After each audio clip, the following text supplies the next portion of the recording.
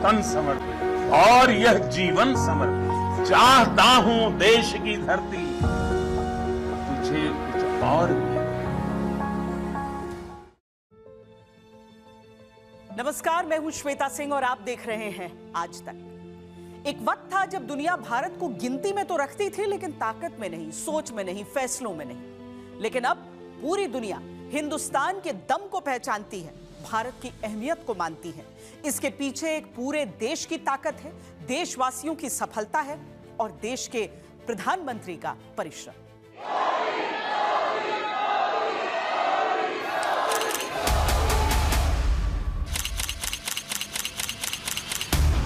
सौगंध मुझे इस मिट्टी की, मैं देश नहीं मिटने दूंगा। मैं देश नहीं रुकने दूंगा।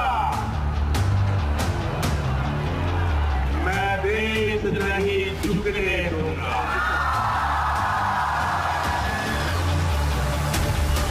सौगंध मुझे है मिट्टी की, मैं देश नहीं मिटने दूंगा। मैं देश नहीं रुकने दूंगा। मैं देश नहीं झुकने दूंगा। भारत माता की, भारत माता की, भारत माता की।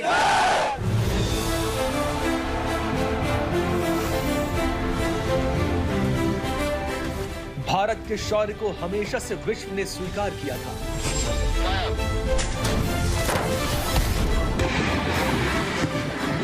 आज आत्मनिर्भर भारत के रुतबे को भी दुनिया सलाम करती है।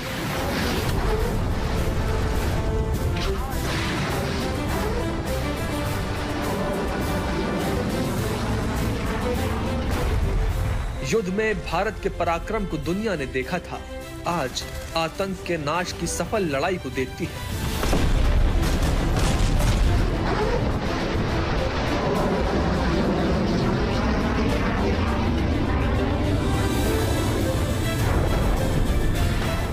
पिछले 11 सालों में भारत की तस्वीर बदली है, तकदीर बदली है और सोच बदली है।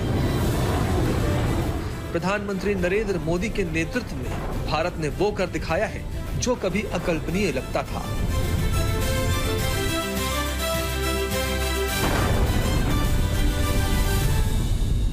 आत्मनिर्भर होना बहुत अनिवार्य है। साथियों, हमने ऑपरेशन सिंदूर में देखा है मेड इन इंडिया की कमाल क्या थी। दुश्मन को पता तक न चला ये कौन से शस्त्रास्त्र है, ये कौन सा सामर्थ्य है जो पलक भर में उनको नष्ट कर रहा है।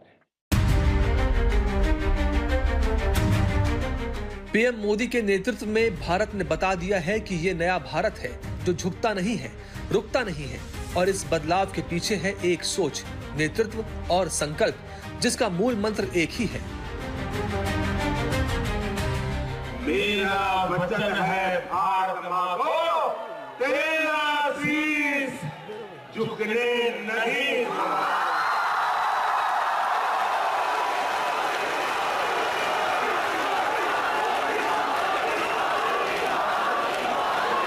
सौगंध मुझे इस मिट्टी की, मैं देश नहीं मिटने दूंगा। जाग रहा है देश मेरा, हर भारतवासी जीतेगा। सौगंध मुझे इस मिट्टी की, मैं देश नहीं मिटने दूंगा। अटैक हुआ है नूर खान बेस पे। ऑपरेशन सिंदूर में पीएम मोदी ने सेनाओं को खुली छूट दी तो कुछ ही दिनों में पाकिस्तान घुटनों पर आ गया। The free hand was given, of course, that you decide what is to be done. And that is the kind of a confidence with the political directions and political clarity for the first time we saw. Bharat ने देश की सुरक्षा के लिहाज से अपना new normal तय कर दिया है। अब हमले के बाद मास्टरमाइंड को नींद नहीं आती। उनको पता है कि भारत आएगा और मार के जाएगा।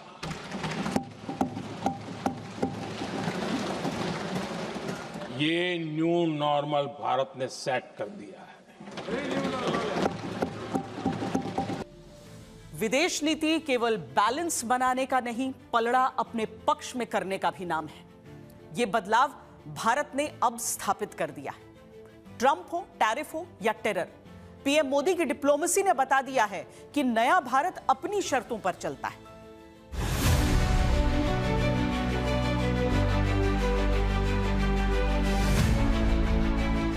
दोस्तों का दोस्त, लेकिन अपने हित की बात आए तो महाशक्ति के सामने सीना तान कर खड़ा रहता है हिंदुस्तान। भारत अपने किसानों के, पशुपालकों के और मछुआरे भाई बहनों के हितों के साथ कभी भी समझौता नहीं करेगा। और मैं जानता हूं व्यक्तिगत रूप से मुझे बहुत बड़ी कीमत चुकानी पड़ेगी, लेकिन मैं इसके लिए तैयार हूं। किसानों की आय बढ़ाना, खेती पर खर्च कम करना, आय के नए स्रोत बनाना, इन लक्ष्यों पर हम लगातार काम कर रहे हैं।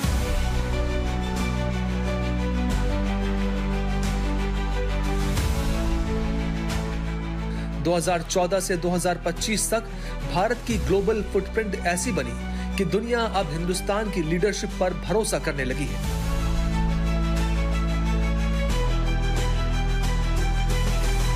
Last time I saw someone on the stage here was Bruce Springsteen, and he didn't get the welcome that Prime Minister Modi has got.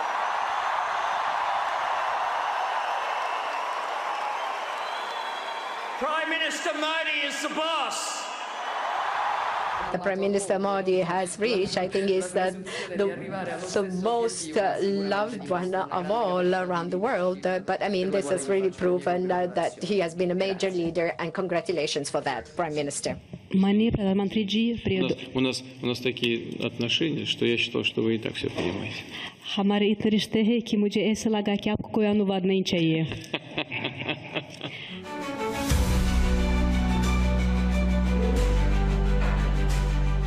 America के साथ भारत के टैरिफ को लेकर मतभेद इसलिए चल रहे हैं क्योंकि भारत रूस से तेल ले रहा है, लेकिन किसी भी मौके पर अमेरिकी दबाव में आए बगैर भारत ने ये साफ संदेश दिया है कि भारत के लिए नागरिकों का हित सबसे पहले है।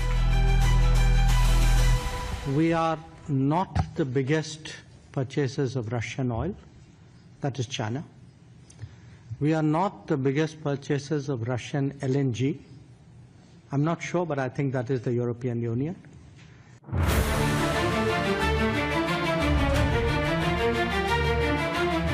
इससे पहले कोविड के दौरान भी पीएम मोदी ने अपने मैजिक और भारत के रुतबे का उपयोग करके दोस्तों के लिए वैक्सीन मैत्री का हाथ बढ़ाया, तो दुनिया के किसी भी हिस्से में फंसे हुए लोगों को बचाने के मामले में भी भारत ने दुनिया को लीड किया।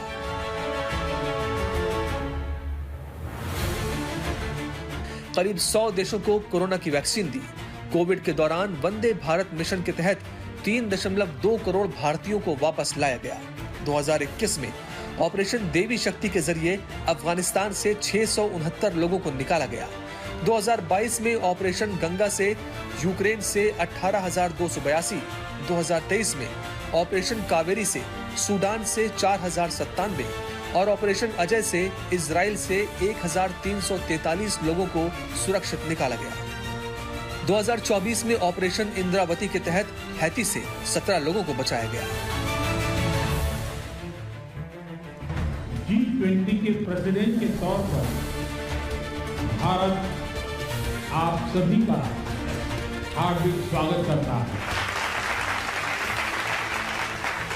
G20 की अध्यक्षता से लेकर पेरिस में AI समिट तक भारत का रोल सिर्फ दर्शक का नहीं, निर्देशक का रहा। जलवायु परिवर्तन से लेकर जेट इंजन तक भारत अब नेतृत्व कर रहा है। 2047 में जब आजादी के 100 साल होंगे, विकसित भारत के संकल्प को परिपूर्ण करने के लिए पूरी ताकत से जुटे हैं। मेरे देश के युवा वैज्ञानिकों को, मेरे टैलेंटेड यूथ को, मेरे इंजीनियर्स को और प्रोफेशनल्स को और सरकार के हर विभागों को भी मेरा आह्वान है, क्या हमारा अपना made in India fighter jets के लिए जेट इंजन हमारा होना चाहिए कि नहीं होना चाहिए?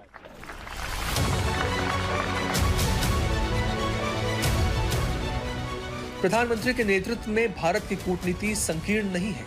अमेरिका आज टैरिफ की रट लगा रहा है, लेकिन जब भारत से दोस्ती की कस्में खा रहा था तब भी हमने अपनी रक्षा प्रणाली को रूस के S-400 से मजबूत किया।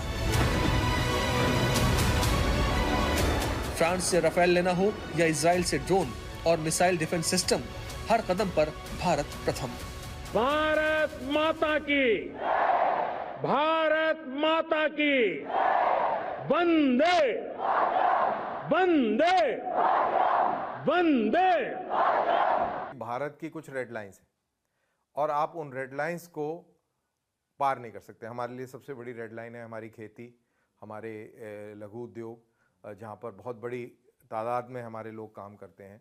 तो कोई इस तरीके की ट्रेड डील जिससे कि हमारा लघु उद्योग और हमारी फार्मिंग के ऊपर असर पड़े, वो हम किसी भी हालत में इस तरीके का कोई समझौता नहीं कर सकते। अब क्योंकि हमने ट्रंप की बात नहीं मानी तो उसने हमारे हाथ को मरोड़ने की कोशिश करी, रूस के बहाने, यूक्रेन के बहाने। यूक्रेन और रूस का युद्ध आज से तो नहीं चल रहा ना, और अचानक से एकदम से इनको तेल की याद आ गई, जबकि तेल तो चीन ज़्यादा खरीदता है। यूरोपियन यूनियन, जो रूसी तेल भारत में रिफाइन होता है वो यूरोपियन यूनियन खरीदता है, और यूक्रेन भी 12% डीजल अपना हिंदुस्तान से रशियन रिफाइंड ऑयल खरीदता है। मोदी सरकार की डिप्लोमेसी में डिफेंस भी है और डेप्थ भी है। प्रधानमंत्री नरेंद्र मोदी के नेतृत्व में भारत के नजरिए में जो सबसे बड़ा बदलाव आया है वो है आतंकवाद को लेकर हमारी सोच। नई नीति के तहत भारत हर आतंकी हमले को एक्ट ऑफ वॉर मानता है। पहले भारत डिफेंसिव ऑफेंस की नीति पर चलता था, लेकिन अब ऑफेंसिव डिफेंस मूल मंत्र है।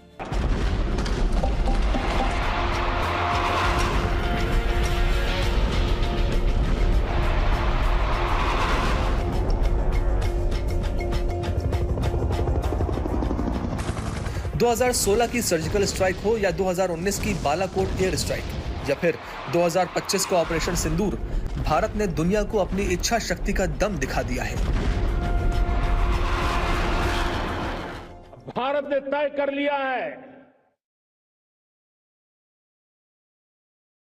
कि न्यूक्लियर की धमकियों को अब हम सहने वाले नहीं हैं। न्यूक्लियर ब्लैकमेल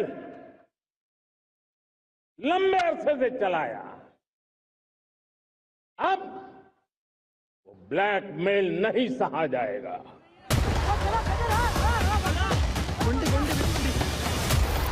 आतंक की प्रयोगशाला में जन्मे नापाक सरजमीन पाकिस्तान ने पहलगाम में हिमाकत की तो वहां किसी को बदले के पैमाने का अंदाजा नहीं था। मैं बहुत स्पष्ट शब्दों में कहना चाहता हूं, जिन्होंने ये हमला किया है उन आतंकियों को और इस हमले की साजिश रचने वालों को उनकी कल्पना से भी बड़ी सजा मिलेगी।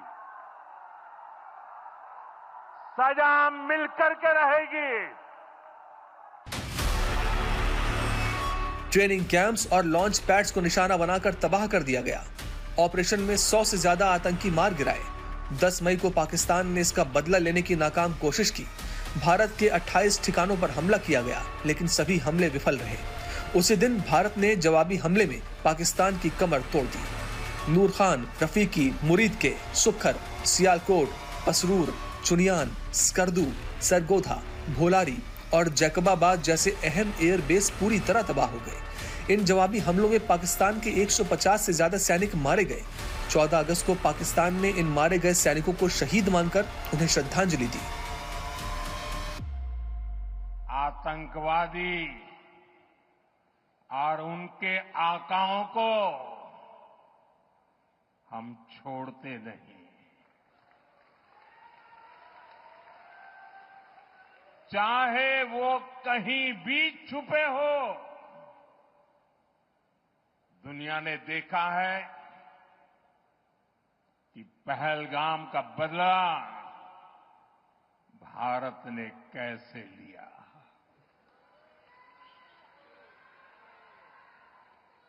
बावीस मिनिट में બધું સફા ચટ કરી નાખ્યું।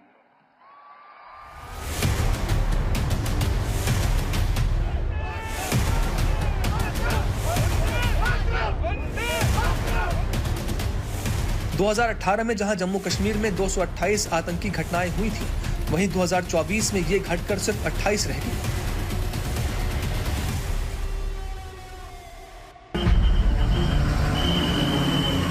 पहली बार भारत ने टेरर के खिलाफ हॉट परस्यूट की नीति अपनाई और उसे सफल बनाया। यही नहीं, प्रधानमंत्री मोदी के नेतृत्व में भारत अब डिफेंस में पूरी तरह आत्मनिर्भर बन रहा है। 2014 से प्रोडक्शन 174% बढ़कर 1.27 लाख करोड़ रुपए पहुंच गया है और एक्सपोर्ट 23,622 करोड़ रुपए तक बढ़ा है। 5500 से ज्यादा आइटम्स का स्वदेशीकरण हो चुका है। डिफेंस इंडस्ट्रियल कॉरिडोर एक्टिव है और 193 कॉन्ट्रैक्ट्स हुए हैं। आईडेक्स ने 619 स्टार्टअप्स को सपोर्ट किया है। मेक इन इंडिया और आत्मनिर्भर भारत के तहत रक्षा उत्पादन में जबरदस्त तेजी आई है। अब भारत सिर्फ आयातक नहीं बल्कि 100 से ज्यादा देशों को हथियार बेचने वाला बड़ा निर्यातक बन चुका है। तेजस, प्रलय, ब्रह्मोस, अग्नि और एमका जैसे स्वदेशी हथियारों ने भारत की ताकत को नई ऊंचाइयों तक पहुंचाया है। अब जिस तरीके की दुनिया है, इसमें भी भारत ने न्यूट्रल स्टैंड ले रखा है। स्ट्रेटेजिक ऑटोनॉमी, सामरिक स्वायत्ता जिसको बोलते हैं, वो अपनाई हुई है और भारत किसी भी खेमे में खड़ा नजर होना, दिखना नहीं चाहता। भारत एक सब कॉन्टिनेंट है, भारत का अपना ओशन है, इंडियन ओशन है और इसका जो वर्चस्व है वो स्ट्रेट ऑफ मलक्का, आपके सिंगापुर, मलेशिया इस साइड से लेके और सुएज कैनाल तक है।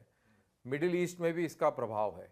तो भारत एक बहुत बड़ा देश है, एक रीजनल पावर है और एज ए रीजनल पावर अगर वो खेमों में खड़ी होती दिखेगी तो उसका अपना जो स्टांस है, जो उसकी जो अपनी वैल्यू है वो कम हो जाएगी और कहीं ना कहीं वो अपने नज़रिए से अपने कदम बढ़ाने की बजाय वो दूसरे के नज़रिए से दूसरे की मजबूरी में कदम बढ़ाएगा। रक्षा आत्मनिर्भरता के लिए देश ने 2020 में नई खरीद प्रक्रिया लागू की, जिसमें 50% से अधिक स्वदेशी सामग्री को अनिवार्य किया गया। इसके साथ ही तमिलनाडु और उत्तर प्रदेश में रक्षा कॉरिडोर स्थापित किए गए, जहां भारी निवेश हो रहा है।